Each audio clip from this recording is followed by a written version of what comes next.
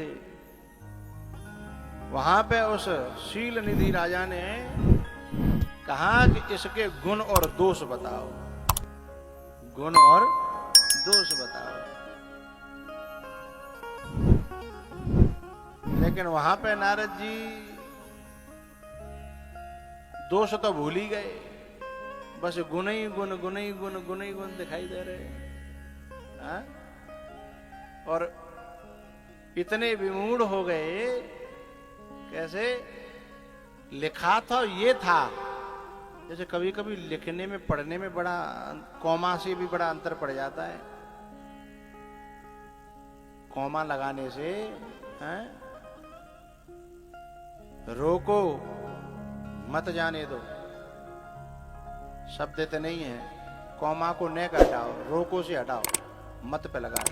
रोको मत जाने दो,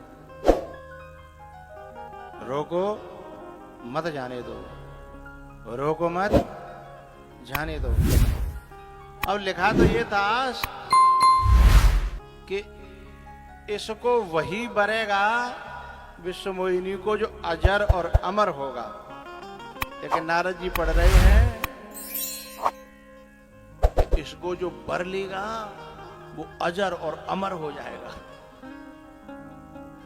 है? भोले बाबा ने जब पार्वती जी के जब नारद जी ने जब वो देखे तो उन्होंने बताया कि अरे साहब ये तो जगत जननी है, ये वो सब बता कर गए। बोले अब कुछ दोष तो बताओ।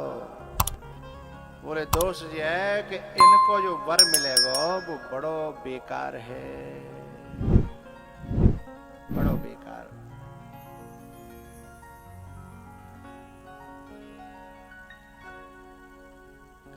बोले क्या लक्षण है? बोले राम में रमा रहता रहेगा, वो राम में रमा रहेगा, तन पे भस्म होंगी, जटाएं बढ़ी रहेंगी, जटिल होगा, जटिल। और जटिल के दो अर्थ हैं, जटा वाला और जटिल माने कठिन, जिसको समझना बड़ा मुश्किल होगा, जटिल होगा। अमंगल वेश।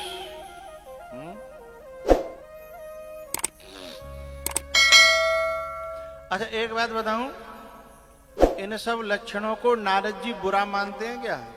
नहीं। फिर वहां क्यों कह रहे हैं हिमाचल से?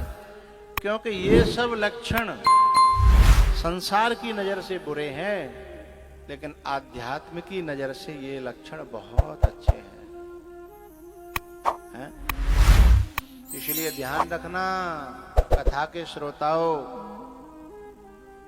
जब संसार की दृष्टि से तुम अयोग्य हो जाओ, निकम्मे हो जाओ, नाकारा लोग कहें, घर में तुम्हारी गिनती निकम्मों में, नकाराओं में, बदमाशों में, सबसे बेकारों में हो जाए, तो समझना तुम अध्यात्म के योग्य हो गए हो।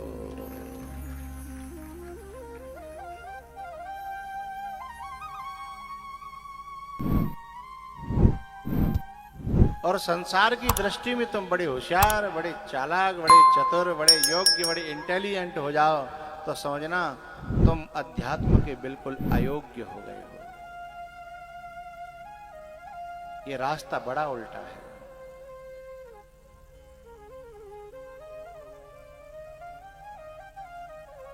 जिन घरों में पत्नी हो, बच्चे हो, बेटी हो, बेटा हो, बाप हो, मां हो, जो संसार की दृष्टि से ठीक नहीं है,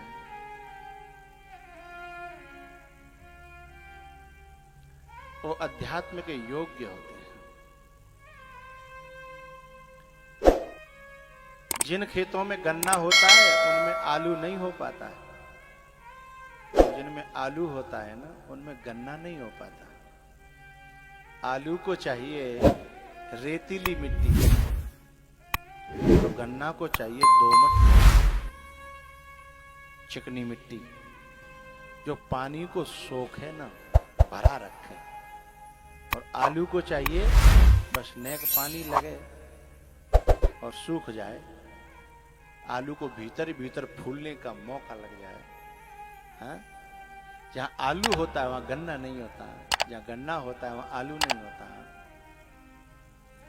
ऐसे ही जो भूमि अध्यात्म के लिए बहुत योग्य है वो संसार के लिए अयोग्य होती है, और जो संसार के बहुत योग्य होती है वो अध्यात्म के लिए अयोग्य होती है। एक बच्चा था, घर में सब नकारा कहते थे उसे, पढ़ने में बहुत ठस बुद्धि।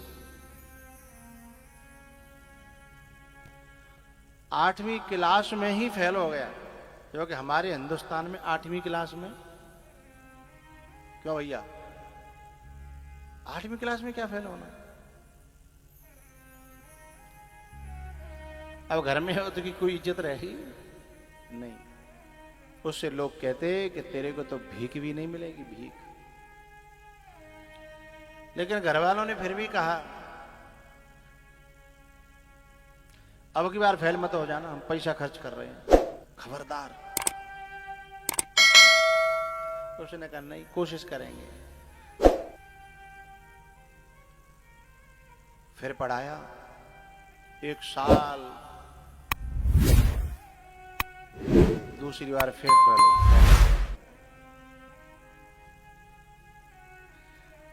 अब घर में और गांव में और अड़ोस में पड़ोस में कोई इज्जत रही होगी? अब जो पीछे की क्लास थे वो बराबर पे आ गए, और बराबर वाले थे सब आगे पहुंच गए। अब क्लास में अकेला ऊंट जैसा बैठे होगा, खुद में कितनी बेइज्जती फील होगी, हैं? लेकिन घर वाले फिर भी सोचते हैं कैसे यूं करके जाके नैया पार है जाए, लग जाए तो लग जाए। उन्होंने तीसरी साल फिर बैठा दिया। अच्छा, वो करता क्या था? घर वाले तो पढ़ने के लिए भेजते गणित और विज्ञान और फलाना ढिकाना, वो क्लास में बैठा बैठा भी सुंदरकांड का पाठ करता रहता, रामायण की चौपाई गाता रहता, कभी कभी तो कॉपी में भी वही।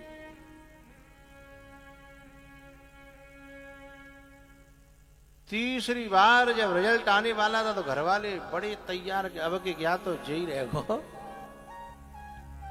क्या हम ही रहेंगे, पैसा खर्च कर रहे हैं, हैं? तीसरी बार रिजल्ट आया तो तीसरी बार भी फेल हो गया। तीसरी बार, और उसमें नहीं, हाई स्कूल में नहीं, इंटर में नहीं, कौन सी क्लास में? 8वीं में। घर वालों ने कहा या तो तू रामायण ही पढ़ ले या पढ़ाई कर ले, दोनों में से एक काम कर, तू काय हमारे ऊपर वो ऐसा वैसा।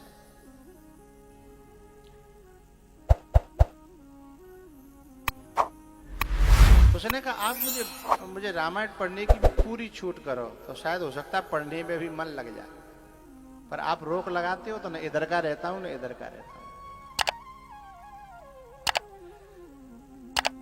मैं जो बात कह रहा हूं वो सच्ची घटना है, थोड़ा बहुत इधर उधर भी हो सकती है, मैं क्षमा चाहता हूं। जिसके बारे में मैं बोल रहा हूं उसका नाम भी बताऊंगा मैं आपको। जब वो 3 बार फेल हुआ बच्चा,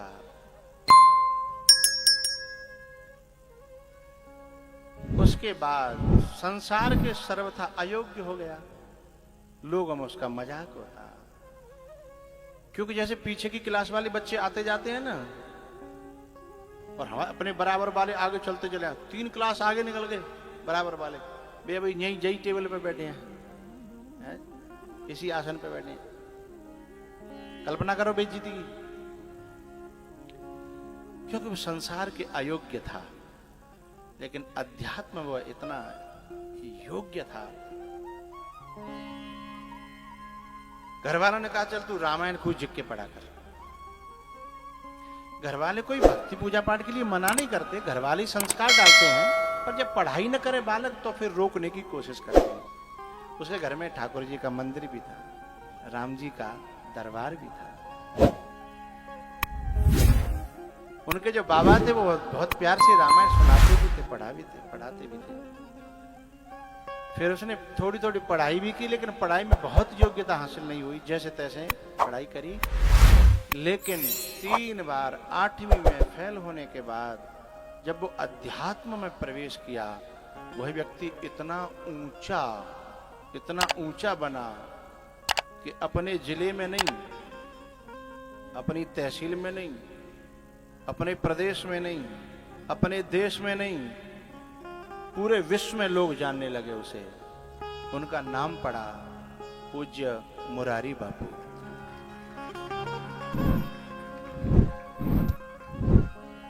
तीन बार, क्षमा चाहता हूं कोई गलती भी हो सकती है, लेकिन ये तो बात उन्होंने खुद अपने मुंह से कही कि मैं फेल हुआ, 1 बार नहीं, 2 बार नहीं। तो जो इस संसार के जो अयोग्य होता है वो इधर के बहुत योग्य हो जाता है। उनसे पहले राम कथा को कौन जानता था? राम की रामायण होती थी हैं? लेकिन राम कथा, एक बार उनसे जो है किसी ने कहा कि आप इतना बड़ा वर्चस्व है, आप जरा मन ही मन बड़ी खुश हो रही।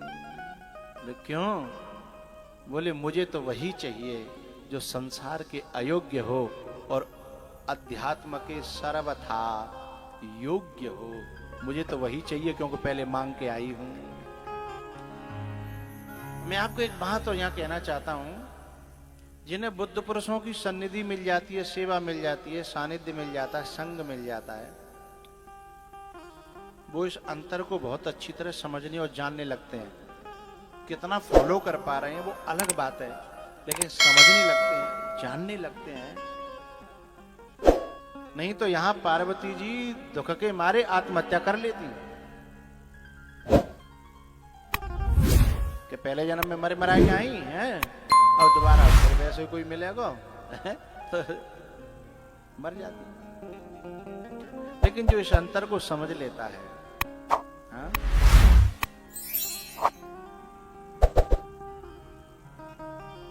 लेकिन माता पिता को संतुष्ट करने के लिए नारद जी ने, पार्वती जी ने नारद जी को इशारा किया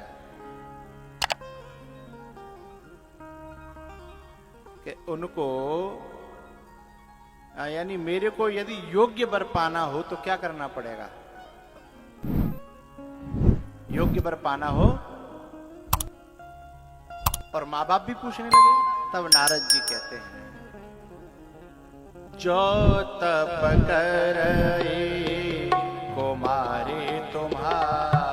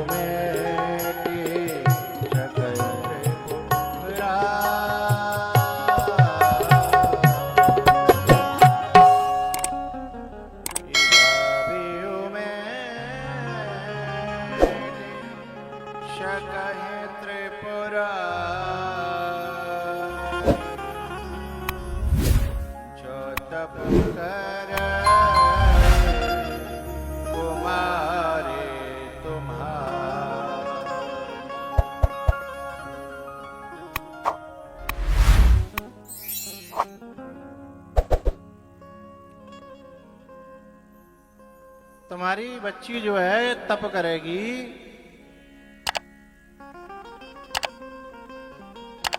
तो महादेव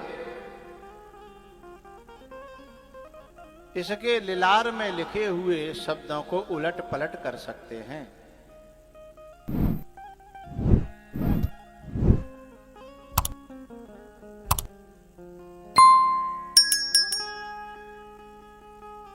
एक दिन क्या हुआ,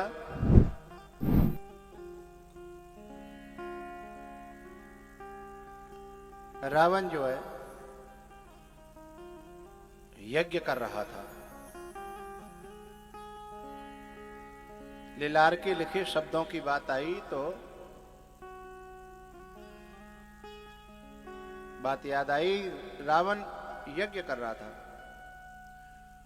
और भोले बाबा को खुश करने के लिए अपने सिरों को काट काट करके यज्ञ कुंड में डाल देता था। इस सिद्धांत को वो जानता था कि दिया हुआ दान कई गुना होकर के लौटता है,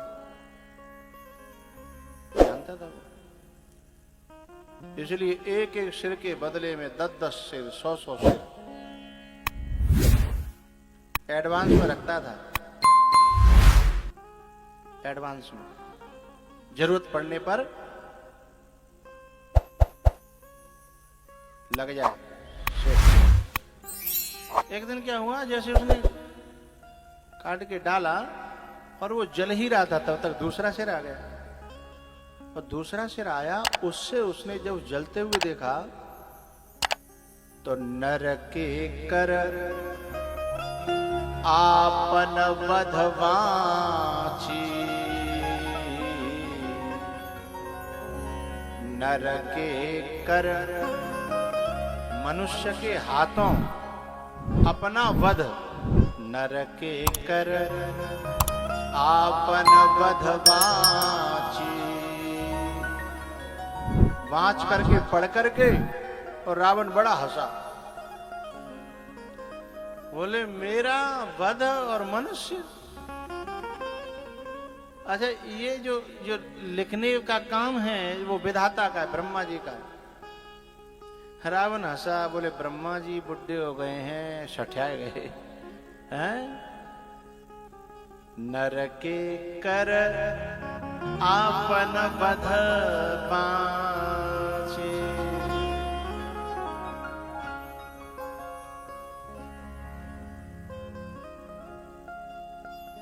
बड़ा हंसा, बड़ा हंसा।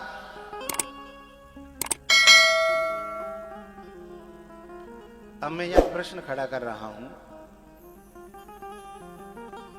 कि जब भोले बाबा उसे सिर दे सकते हैं दूसरा, तो क्या उसके लिखे लिलार के शब्दों को इधर उधर नहीं कर सकते थे, मिट नहीं सकते थे? कर सकते हैं ना।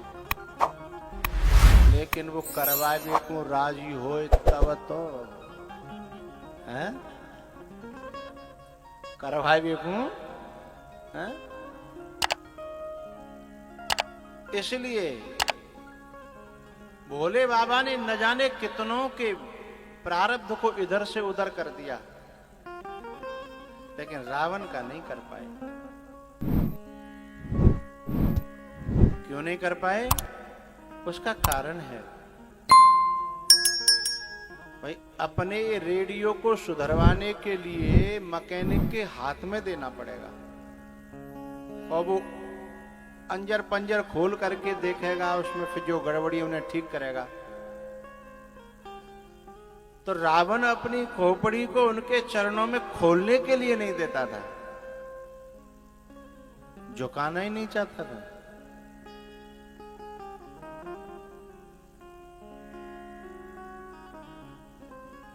तो फिर वो कैसे बदले? शिष्य जब ये कहता है ना कि मेरा दिल, मेरा दिमाग, मेरा जीवन आपको समर्पित है, उधेड़ो, खोलो, बुनो, जो करो, और मैं सपोर्ट करूंगा, तो गुरु प्रारब्ध के उन शब्दों को इधर से उधर कर भी सकता है।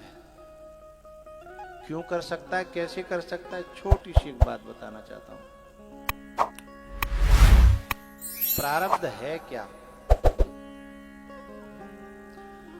हमारे अंदर जो संस्कार हैं वो इच्छा बनते हैं। संस्कार इच्छा बनते हैं। पहले इच्छा से भी पहले संकल्प विकल्प होता है। संस्कार पहले संकल्प और विकल्प होता है, फिर वो वासना बनता है, फिर वो इच्छा बनता है। फिर जो इच्छा बनता है तो इच्छा धीमे धीमे जब पकती है तब क्रिया में बदलती है। बात समझ में आ रही? यहां तक पहले संकल्प उठा, नाम पड़ गया अपर्णा। उसके बाद पत्ते भी छोड़ दिए।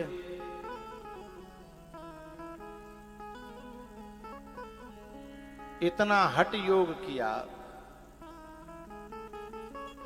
आखिर में भोले बाबा ने देखा कि इतनी परिपक्वता है, इतना दृढ़ निश्चय है, तो उनको भेजा सप्तऋषियों को परीक्षा लेने के लिए कि जाओ परीक्षा लेके आओ। परीक्षा लेने के लिए जब उन गए तो ऋषियों ने जो जो बातें कही उनका सटीक बड़ा समुचित उत्तर दिया। और पार्वती जी ने एक बात कही कि तुम जो पहले आए होते तो मैं तुम्हारी बात पर विचार करती, लेकिन अब विचार के लिए कोई गुंजाइश है ही नहीं। मेरे दिल और दिमाग में शिव बस गया है, उसे निकालना मेरे बस की बात है ही नहीं। बोले मर जाओगी? बोले क्या दिक्कत है, मर जाएंगे तो फिर जन्म लेंगे, फिर तपस्या करेंगे। बोले फिर मर जाओगी? बोले फिर मर जाएंगे तो दिक्कत क्या है, परेशानी क्या है, फिर जन्म लेंगे, फिर तपस्या करेंगे। बोले कब तक? बोले तुम कहो तब तक। बोले 1000 जन्म ले लेगी? बोले ना, 1 करोड़। सोई जो है सप्तऋषि गिर पड़े, बोले जाते जीते वो। गदाईपुरा में एक बार चोरी भई। चोर जो है भागन लगे। जब चोर भागन लगे तो किवाड़ ने खटक गई। सुबह घर में एक बालक बड़ा जो है दमदार और रेसर, सो चोर जो है पैसा लेके भाग रहे। सो चोर भी बड़े रेसर थे, दौड़ने वाले थे। उन्होंने कहा लौट जा लौट जा, हमको आज तक कोई नहीं पकड़ पाया। बाज जमाने की बात, जब ये वाहन फान नहीं थे, पैदल ही पकड़ना हो तो। अब की बात अलग है, चारों तरफ से गाड़ियां रौंदी जाए और पकड़ लिया जाए। नहीं, बोले भाग जा। तो जैसे बहुत देखे, हमको कोई नहीं पकड़ पाया। बोले क्यों? उनकी रेस चल रही है, बराबर बराबर बात होती जा रही है। पीछे देख के दौड़ रहा है चोर, बहुत दौड़ने वाला था। उसने कहा कितना दौड़ लेते हो? 2 किलोमीटर, 4 किलोमीटर, 6 किलोमीटर। बोले 10 किलोमीटर दौड़ता हूं। 10 किलो चोर कहता है। चोर ने जब कहा कि 10 किलोमीटर दौड़ लेता हूं, तो उसके चेहरे पे कोई शिकन नहीं थी। चोर ने फिर पूछा क्यों, तुझे डर नहीं लगा 10 किलोमीटर सुन के? बोले नहीं। बोले तू कितना दौड़ लेता है?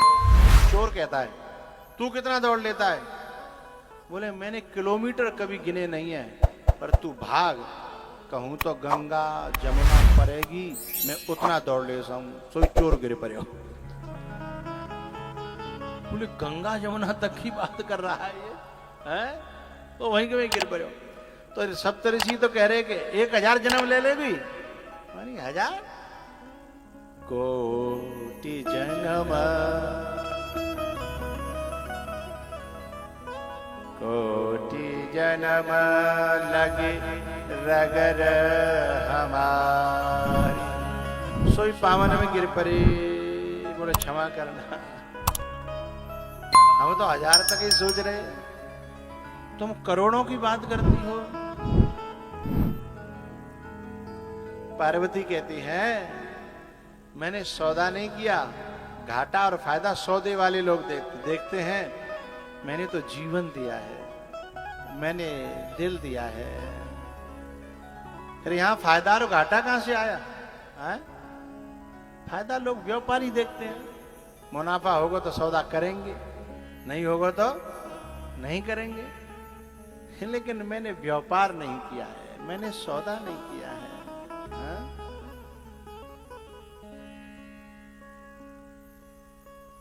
हैं?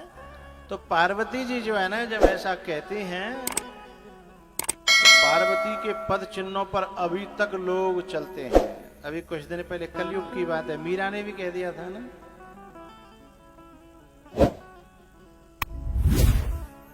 ऐसे बर को कहा बरूं जो जन्मे और मर जाए। हैं? बोले मिलेगा नहीं, बोले बिल्कुल न मिले। हैं?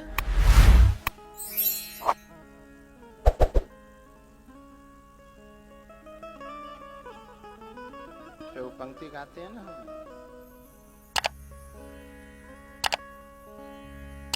नर नर नर नर। अरे रुक्मिणी के उसमें पीस दे करके जब हम करते हैं, इसमें फिर पीस दे के उठाते हैं।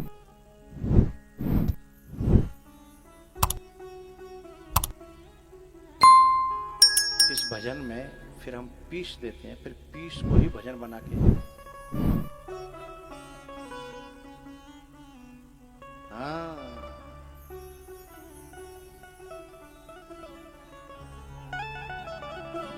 बनाओ।